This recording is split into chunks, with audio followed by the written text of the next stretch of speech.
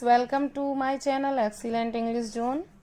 तो आज हम पढ़ने वाले हैं 12th क्लास की poem third on his blindness, जिसका हम सेंट्रल आइडिया और एक्सप्लेनेशन एक ही वीडियो में कवर करेंगे। तो इस पोएम का जो सेंट्रल आइडिया है वो ये है कि the poem on his blindness is a personal sonnet of John Milton. On his blindness poem John Milton की पर्सनल पोएम है, व्यक्तिगत कविता है। In this poem the poet expresses his deep sorrow. इस पोएम में कवि अपना गहरा दुख व्यक्त करता है, because he has become blind at the age of 44, क्योंकि वह 44 साल की उम्र में अंधा हो जाता है। He is sad because he is unable to use his poetic talent in the appreciation of God. वह इसलिए दुखी है क्योंकि वह भगवान की प्रशंसा में अपने काव्यगत प्रतिभा का प्रयोग करने में असमर्थ है। He fears that, वो डरता है कि he will be scolded by God for not making use of his poetic talent. उसे डर है कि वह भगवान के द्वारा काव्यगत प्रतिभा का प्रयोग न करने के लिए उसे डांटा जाएगा। He complains that God should not expect any service from him. वह आशा करता है कि भगवान को उससे किसी नौकरी की आशा, किसी सेवा की आशा नहीं करनी चाहिए। Because he has taken away his eyesight, क्योंकि उन्होंने उसकी आंखों की रोशनी छीन ली है।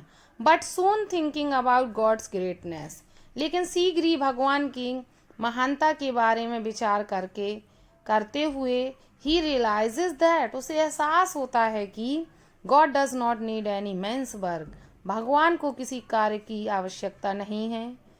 The people who are satisfied with their lot, वे लोग जो अपने भाग्य से संतुष्ट होते हैं, and do not complain to God, और भगवान से शिकायत नहीं करते हैं, आर हिज ट्रू वर्शिपर, उसके सच्चे पुजारी या सेवक होते हैं।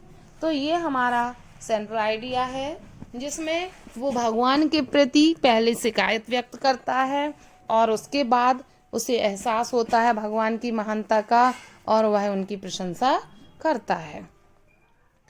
अब इसके जो मोस्ट इम्पॉर्टेंट 2 एक्सप्लेनेशन मैं इसमें डिस्क्राइब करूँगी। तो वैसे तो 3 एक्सप्लेनेशन हो जाते हैं इसके, फर्स्ट वाला जो हाउ से स्टार्ट होता है, लेकिन यहाँ पर मुझे इम्पॉर्टेंट एक्सप्लेनेशन कवर करने हैं, इसलिए लास्ट के 2 स्टेंजा ही मैं इसमें एक्सप्लेन करूँगी। तो इसका फर्स्ट एक्सप्लेनेशन है हमारा, but patience to prevent that murmur soon reply से लेकर हिम बेस्ट तक आएगा आपका। तो इस एक्सप्लेनेशन को जब हम कवर करेंगे, पोएम में आप पढ़ लेना स्टेंजा, पोएट्री के जो मैंने लेक्चर में डिटेल स्टडी में मैंने इसको एक्सप्लेन किया है, समझाया है, तो आप पढ़ लेना। तो इसका रेफरेंस आएगा, this stanza has been taken from the poem on his blindness composed by John Milton. तो ये हमारा रेफरेंस हो गया। तो कॉन्टेक्स्ट हमारा होगा, in these lines the poet John Milton expresses his sorrow at the loss of his eyesight and complain to God for it. Here he doubts in God's justice. तो poet कहता है कि इन पंक्तियों में कवि जॉन मिल्टन जो है वो अपनी आंखों की रोशनी खो जाने पर दुख व्यक्त करता है और इसके लिए भगवान से शिकायत करता है, और इस स्टेंजा में वह भगवान के न्याय के प्रति संदेह व्यक्त भी करता है। तो क्या संदेह व्यक्त करता है ये हम एक्सप्लेनेशन में लिखेंगे। तो एक्सप्लेनेशन हमारा होगा, the poet says that he is very sad on his being blind. कहता है कवि कि वह अपने अंधे होने पर बहुत दुखी है। सो ही कंप्लेन्स टू गॉड, इसलिए वो भगवान से कंप्लेन करता है, शिकायत करता है। But soon he realizes that God is very great, लेकिन शीघ्र ही उसे रियलाइज हो जाता है कि भगवान बहुत महान है। He does not need any mains work, उन्हें किसी व्यक्ति के कार्य की कोई आवश्यकता नहीं है। He had thousands of angels who are ready to work from heaven upon the sky. उनके पास हजारों देवदूत हैं जो आसमान से पृथ्वी तक कार्य करने के लिए तैयार रहते हैं। If he wants to serve God, उसे एहसास होता है कि यदि वो भगवान की सेवा करना चाहता है तो he should be satisfied with his lot, तो उसे अपने भाग्य से संतुष्ट होना होगा। तो and never complain to God, उसे अपने भाग्य से संतुष्ट रहना चाहिए और भगवान से इन डिफ़िकल्टीज, अपनी कठिनाइयों में कभी शिकायत नहीं करनी चाहिए। तो the complete submission to the will of God, भगवान की इच्छा पर संपूर्ण समर्पण is the best service for him, यही भगवान के प्रति सबसे अच्छी सेवा होती है। तो इस एक्सप्लेनेशन में हमने एक्सप्लेन किया कि किस तरह से वो भगवान के प्रति अपना जो शिकायत थी उसके मन में वो दूर होती है उसकी, और उसे भगवान की महानता का एहसास होता है। तो देखिए इसमें फिगर ऑफ स्पीच है इसलिए नोट आएगा।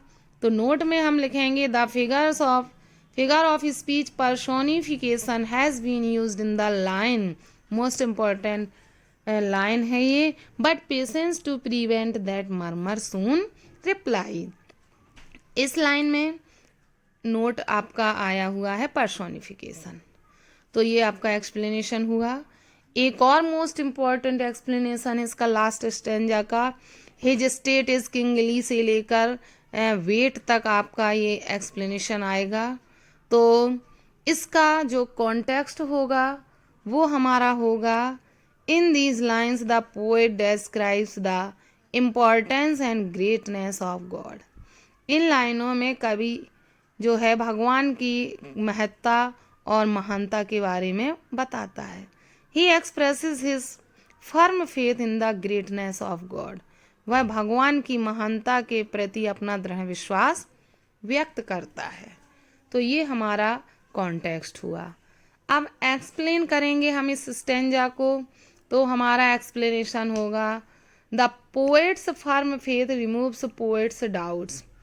पोएट का जो दृढ़ विश्वास है वह उसके मन के संदेह को दूर करता है, हटाता है।